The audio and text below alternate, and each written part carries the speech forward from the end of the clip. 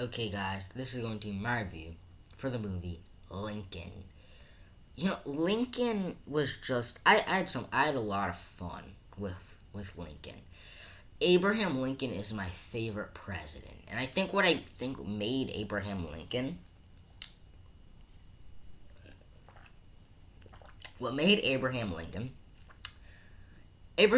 what made him such an admirable man, an admirable president, is he was the leader in the face of this country's most dire time. Like, I guess you can argue the founding of our country was a dire time, but this was almost if the Revolutionary War was the beginning of our country, the Civil War was nearly the end. And I think Abraham Lincoln set nearly every precedent. Not every, but so much precedent that we follow now. Without him, we wouldn't have the 13th Amendment. Which, again, think about that.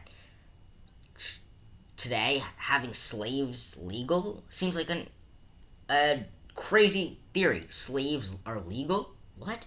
You can have slaves? That seems like a crazy idea. But that was all in part from Abraham Lincoln. And the movie is not about Abraham Lincoln, becoming president. No, this is Abraham Lincoln's fight for justice. In this movie, this movie best capitalizes why I think I love Abraham Lincoln as a president and as a person, where he's honest, Abe, yes, but it's this idea, his fight for what's right, for the fight for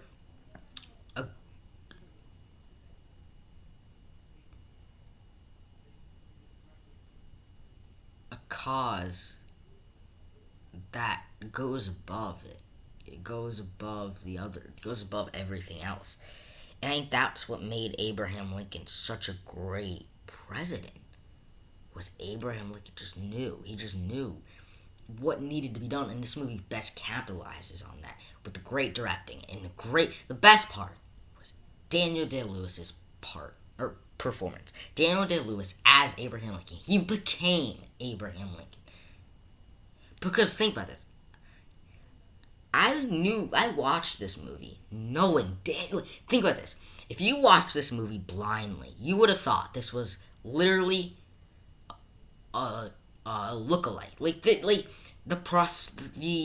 makeup, everything that went into making Abraham Lincoln in this movie, from the performance, first of all, the directing by Steven Spielberg, and then the makeup and the hair, and that stuff was phenomenal. I've never seen any biopic that has captured the essence of who they were playing more than the combination of Steven Spielberg, Daniel Day-Lewis, in the hair and makeup department. Never. It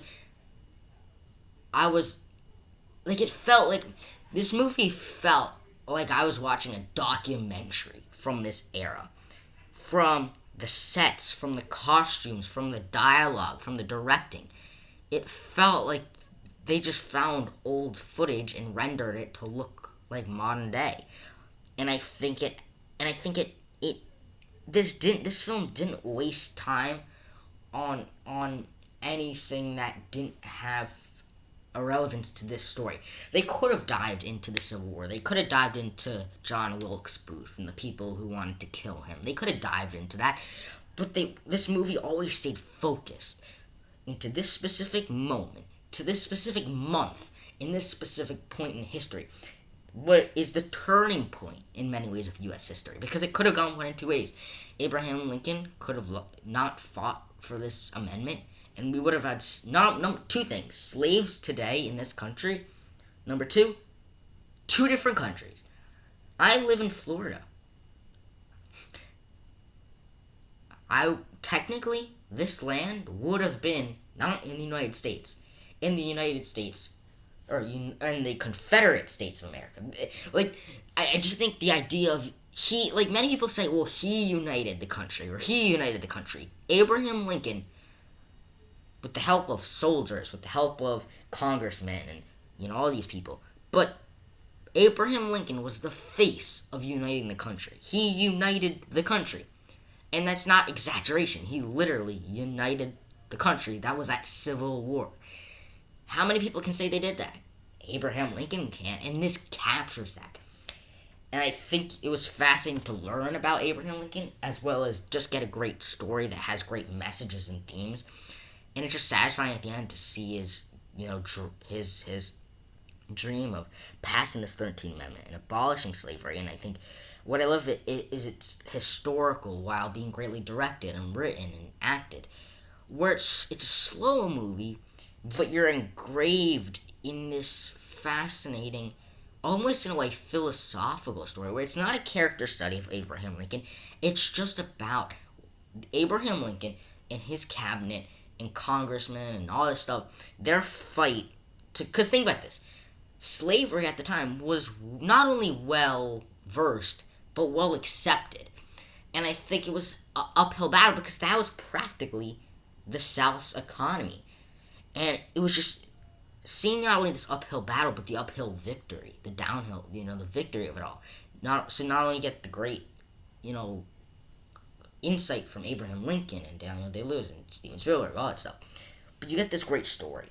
Whereas if you didn't have this great Civil War backdrop, this great period piece era, and you didn't have all these great cast that goes rogue, this has a great cast, like boom, boom, boom. I always wondered this, and I definitely felt this movie. Period pieces have to be expensive, like really mega expensive. Think about it. Think about this.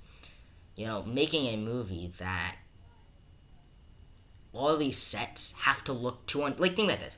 If I wanted to make a movie right now and just get a camera and film stuff, okay, I made a movie. I have a camera and I film stuff. But making a movie that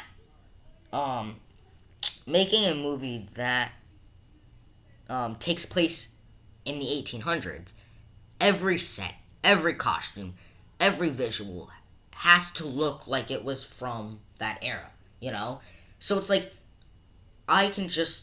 everything has to be expensive twofold.